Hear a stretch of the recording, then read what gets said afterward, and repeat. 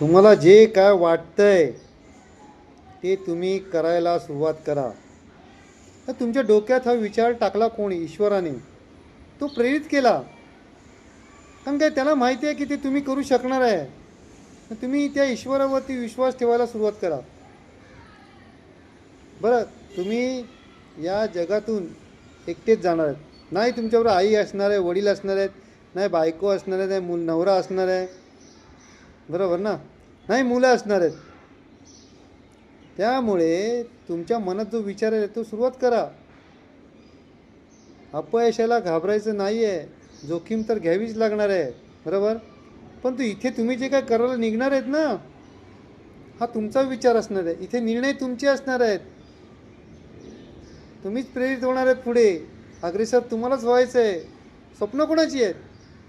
स्वप्नसुद्धा तुमचीच आहेत ना. मग पूर्णसुद्धा तुम्हालाच करायला लागणार आहेत. बरं, अपयश जरी आलं, बरोबर ना, तर काही घाबरायचं नाही. त्यामुळे तुम्ही अधिक सक्षम होणार आहेत, अधिक खंबीर होणार आहेत. अजिबात टेन्शन घ्यायचं नाही. आणि एवढं मोठं काय कुठे मोठं हे करायला जायचं नाही, बरोबर ना. सुरुवात हळूहळू हळू करायची आपल्याला. स्वतःची ओळख निर्माण करायची आहे तुम्हाला. स्वत्वाची ओळख म्हणजे काय, कोणाच्या आधाराशिवाय आपल्याला जगायचं आहे. जायचं पुढे, व्हायचं, जगाला ओळख द्यायची आपली. निर्धार पक्का असला पाहिजे. Thank you very much.